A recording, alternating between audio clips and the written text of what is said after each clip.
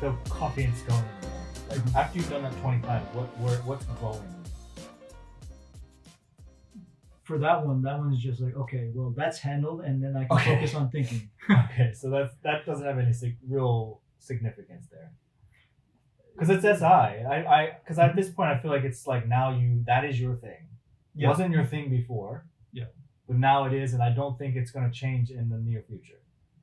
No, and what it does for me is it provides me comfort and it provides me good feelings so that I can focus on what I'm researching. Yeah. Okay. So that's I guess that started out as an exploration, and then it very quickly leaned more towards into the introverted sensing. Yeah, it provides the base so that I can explore what I want to explore. I'll connect. You're done connecting yours with each other. Mine is somewhat different. I don't know. It mentions key centers and channels, and so it does talk about my gates, but it also talks about something else that we sort of touched base on. Okay. Defined ego. It says willpower. So you have strong willpower and the ability to commit fully when recognized. Okay. I've noticed this in our meetups even. Because I've said, I feel like I don't have a place in the conversation because I didn't. But as soon as someone came in that speaks my language or was just talking the way or had something that was of interest, I suddenly was just like committed fully to like understanding I'm doing something about it. And I felt recognized even then, like, because the person, like, we immediately started talking and we did something with that. Next thing, so defined ego. We're talking about my ego. And so this will probably be the last thing I'll talk about because like I said, it ties in with the gates. Okay. Self-worth is important. You must know your value and charge accordingly. Charge, this sounds like a bit old-fashioned word here. I'm not quite sure what it means by my charge. I know what it means, but maybe you can tell me. But anyway, self-worth being important. That's just that's sales. That's just you will. And charge as a verb. I thought it meant like noun and noun. My value and my charge. I was like, what is your charge? Price according to the word. Self-worth. So basically, I know what I'm worth, and so now I know how much people should pay me to do what I do or to be myself. Yep. And that is very important to me, and that's actually something I'm struggling with currently. I feel like in the past, with my own experience as a self-employed person. And now I feel like I'm worth way more than what I'm receiving, but yet I am receiving a lot in a lot of different cool ways. So I'm not claiming like I appreciate all those things. It's just I know I'm worth even more than that, and I think that's weird to some people probably. But anyway, to me it's important, and I agree with this. It's kind of what I'm getting at. I like that it knows that. I don't understand how it knows that. Unlike undefined ego centers who struggle with proving themselves. So there's a type of person from this charting system that have undefined ego centers. So keep that in mind. Mine is a defined. Yours, maybe you can figure yours out. So defined ego. So it sounds like I know, like I'm aware of myself and I'm aware of how I feel about myself. I'm aware of my values and how I value myself, etc. And how highly I think of myself. So anyway, unlike undefined ego centers, your defined ego gives your natural confidence in what you bring to the table. Sorry, gives you natural confidence. Mm-hmm. Yeah, I mean, everything I like. That's why I'm able to say things so bluntly. It's like I'm confident in what I say. It might be wrong as hell, but I'm confident. And so I don't think it's overconfident. I don't think it's I don't see it as a negative thing. I just think this is a very powerful thing that's very important in the right situation. It's not good in some places. In fact, that natural confidence is probably what rubs certain FE people the wrong way. Confident in something, that's not what they're looking for. They're not looking for judging. They're not looking for me to say anything directly. They're just looking for someone to understand them, empathize with them, or feel what they're saying, or hear them. And I don't mean hear the words, but hear the energy or whatever you want to call it, the feeling or emotion that's attached to the words. Can't do it. But I know that's what they want. All right, really quick. 2644 channel, sales, influence, and strategy. I actually like this part probably the most out of all of it because it just kind of sums things up. This is a masterful channel of influence, persuasion, and negotiation. Business is what I hear here, and I love it. You understand how to package and present things in a way that attracts people. I'm confident in that, and that's something where I think you and I might struggle with sometimes, because like I sometimes feel really, really like confident that we should, like, for example, package our YouTube channel this way or this or that or the other thing, and you're just like, why? It doesn't matter. Or you actually have a theory that's like, no, it doesn't matter at all.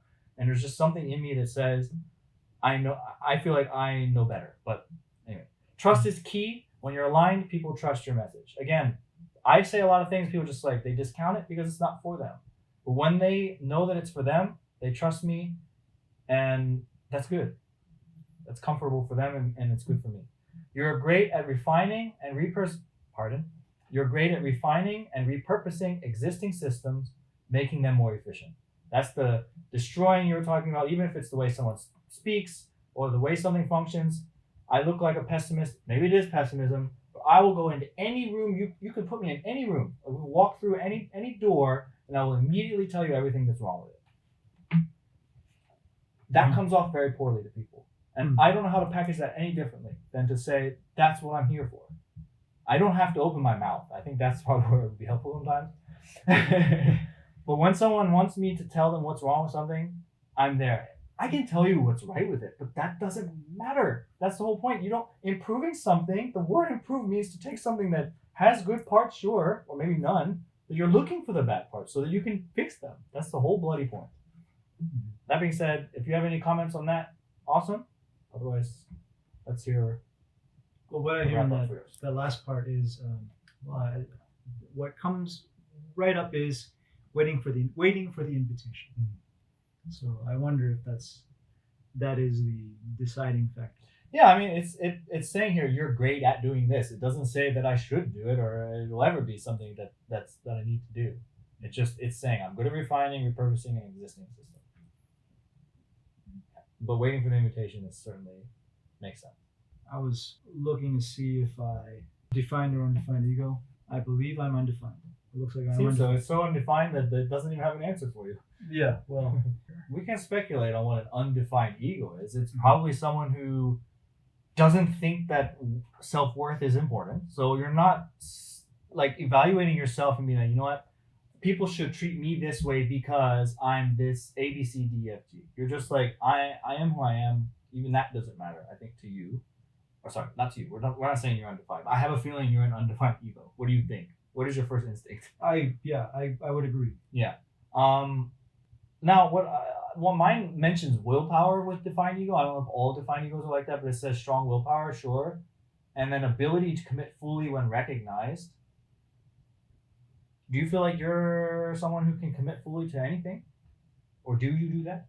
I'm talking like the entirety of your existence for a cause or for something, like for a project or creating a system.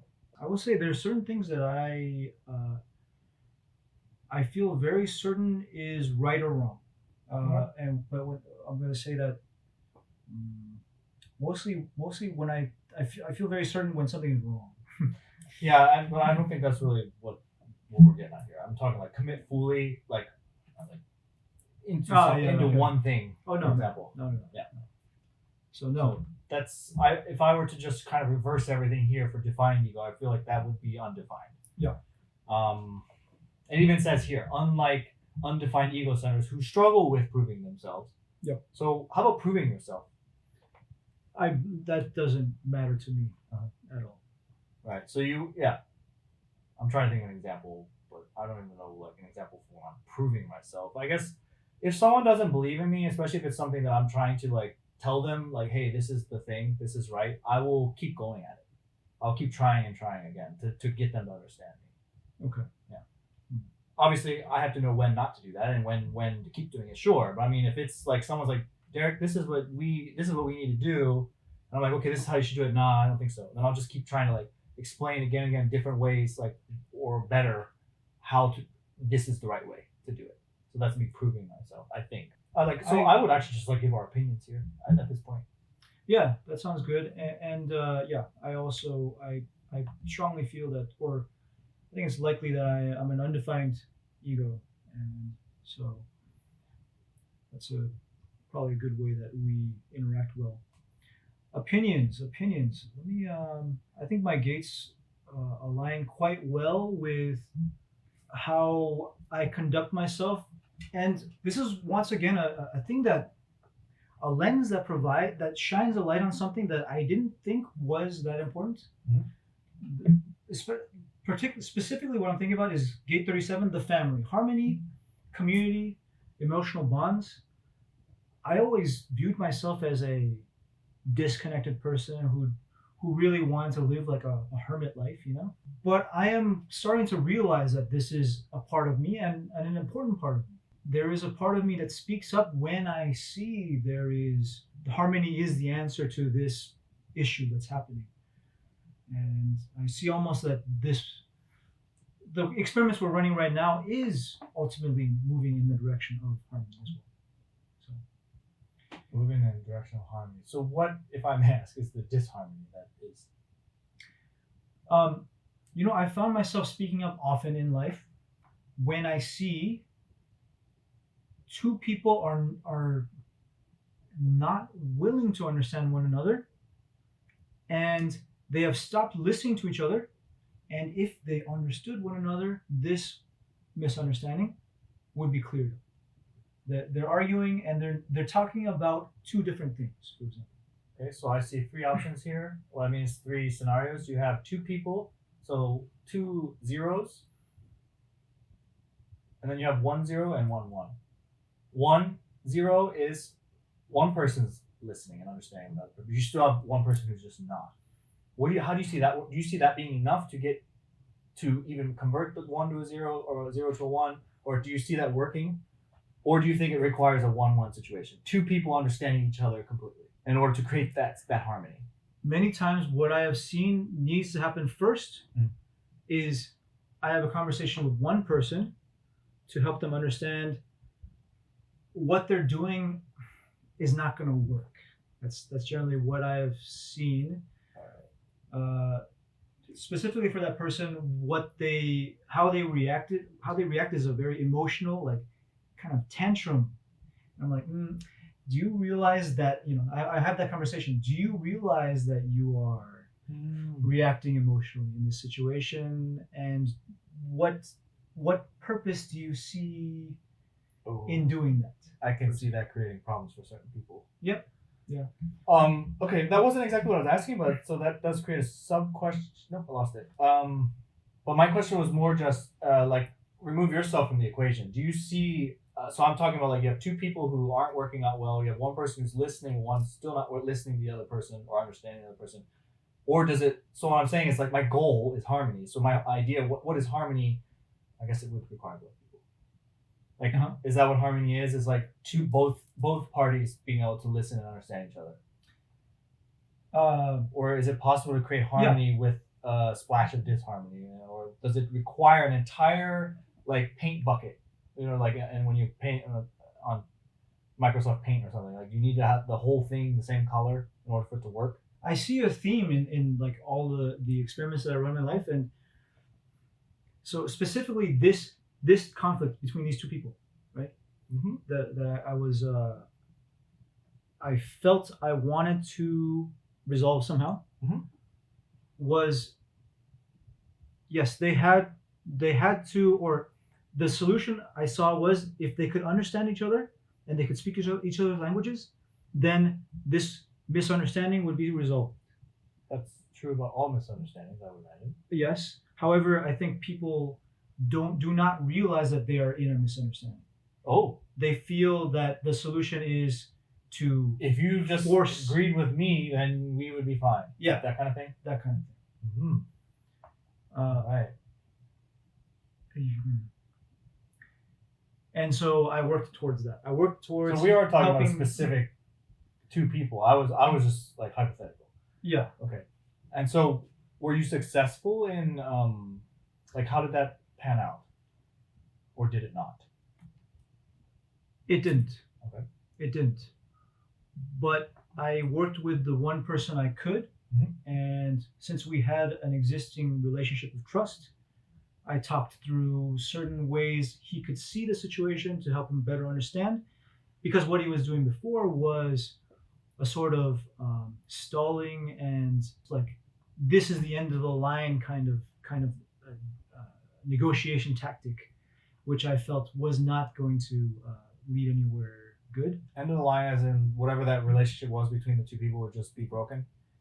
Yeah, but basically the tactic he would take is, that's enough. Either we're gonna do this or I'm going to leave the company. An ultimatum. Ultimatum, sort of. Okay. All right. And sometimes that's what it requires. Yes. However, I think what happens next is a discussion to understand one Well, yeah, if the person doesn't just completely walk away, but another. Yeah. I mean, I don't know. Now it sounds like we're talking about different positions, though, roles, so that's also part of it. Interesting. But yeah, I was just speaking to harmony, I guess, more or less. I think the word agreement is there. Yeah, agreement. Agreements are actually difficult to come. I mean, I think that's what that requires. Like, I don't think it's a matter of just everybody understands everybody. I kind of that would be ideal, I suppose. But I think at the very least you need a middle path. Yes. In order for it to be not fair. I almost said fair. In order for it to work. In order for you to just keep going forward in life. Yeah, and I'll say it like this. I think as long as people understand that they hold different things as important, and they think they're speaking the same language, but they're not. And once they see that, then now they can speak in a shared language, and they can provide each other what they need. And even though both of them don't fully accept that other perspective is important, at least they can provide some of that to the other person, and then now we have some kind of harmony. Because I find that even I'm aware of what I'm doing, and the other person has a different mindset. I still come into conflict with that. I mean, I will still, because I'm like so hell bent on, I'm trying to do something, and there's someone in my way, whatever it might be, and so like I just, no matter what I do, it seems like I can't get through to that person, and I realize, oh, I'm doing that thing where I'm trying to like make them understand me, but in a sense like control that situation. But it's like I'm also feel like, why am I being misunderstood? So I can also tell that the other person's putting honestly zero effort into their side of things, and so that's why if I were to look at the scenario of a 1 and a 0, or if you want to even call me a 3/4 and a 0, it doesn't work. I find, for me, most of the time, if the other person is just, no, I'm going to do things my way, end of story, there's not, like, I will get really frustrated. So I actually don't even know how to navigate those situations. Usually it's like they just fizzle out. It's like I just have to just like take the high blood pressure and go somewhere else with it. And I don't like that. And I would love, my point is, I would love more people to just like understand too, for my benefit. But yeah, I'm just saying, I'm noticing also when I'm even putting myself in those situations, all the understanding in the world doesn't matter if you have a strong ego like me. I think that's probably part of it. It's like, again, it's like different types. I have a defined ego. I have willpower. I'm fully committed. You know what I mean? I'm literally putting all of my existence into something, and then just to have someone just completely try to obliterate it, that is hard to navigate, is all I'm saying. No clue what the perfect solution is there. Maybe it's just bound to happen sometimes. I don't know what else to say. Yeah. And I realize almost like almost like my entire life has been dedicated towards saying, okay, there must be some way that at least as far as I can see, people can understand one another. And perhaps an answer for something like that, where you are absolutely not seeing eye to eye, the answer is that there is no answer, and you cannot collaborate with that person. Yeah, and it's sometimes not even a collaboration. I don't know how I find myself with people in my way. Like, I don't know if I put them there myself or what, but I guess I'm just saying, like, yeah, you're right.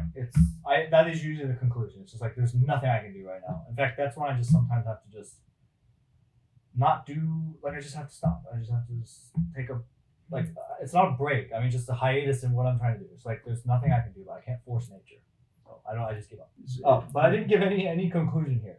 I'm not going to talk about specific gates because, honestly, nothing here stands out to me. Everything here is completely on point and honestly reassuring. Again, I told you don't be too over. I didn't mean to be negative towards you, but I kind of was like pointing out before, I shouldn't, or one shouldn't become too overconfident with this, I feel like. But I actually thought about that even, and I was like, well, that's not true. Like, if it's a positive thing, I think it could be good. So yeah, why not? But if it's, I don't know, like why somebody would have a negative reaction to this, like I'm not a hermit, or I'm not, I don't know, it could happen. So I guess in those situations, like don't let it bother you, because I don't think, like I don't know what to tell you. Like I don't think this is it can't be perfect. I don't believe there's a such thing as a perfect system, despite being a systems creator or system. Well, maybe it's because I'm so good at finding the flaws. Like there's a flaw in every system, and therefore, this has to be flawed. Has to be. Oh yeah. That's logic, right? And the analogy I think of is rungs on a ladder. That's the way I think about this. So for a particular phase in someone's life, I think this would be a great next step. And you take it as far as you can until it's time to let it go and go to the next thing. I'm glad you brought up time. I feel like, because I was thinking, well, what if I showed it to a kindergarten, or not kindergarten, someone really young? I think that could be bad. And they probably just Well, they wouldn't aren't care. ready. Sure. Well, that's what I'm kind of getting at. But I also wouldn't want someone to be like, because people are impressionable when they're younger. They're like, well, I'm a 5'1", so I need to be like this, and that can become disheartening later when maybe they don't live up to, at that moment, up to what this tells them they can do, when truly they're actually able to do it. They're just not their time yet. And so I could see this being quite harmful in that sense. But again, I guess I could say the same right now. I could use this in a harmful way to myself. So it's quite nebulous in a way. Anyway, I like it. I'm really glad that you brought this up to me, and I've actually already shared this with other people, and they really like it too. So it's been kind of fun, and it's actually, for me, it's somewhat more fun than MBTI. MBTI, like I like the structure of it. I like using it as a tool, but I don't like, this is more fun. I don't know why. Yeah, Why? it does seem more personal. It does seem more personal. Yeah, it is somewhat. I think that's what I like about it. And maybe it's just the fact that I don't know what all these gates are. Because when I see a number 40 something, I think about all the combinations. There's only 16 MBTIs, where there's apparently at least 45 gates. There's one up to 46, I think. Yeah. Or so. Yeah, I'm not. Well, anyway, a lot. Yeah. So not to string this on any further, this is pretty cool, and I would just recommend anyone that wants to play around with human design profiles with it.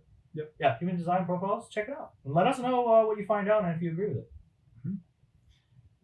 That's everything I have to say. But you want to continue on that, right? So yep. Stay tuned for that, and that wraps up this episode. So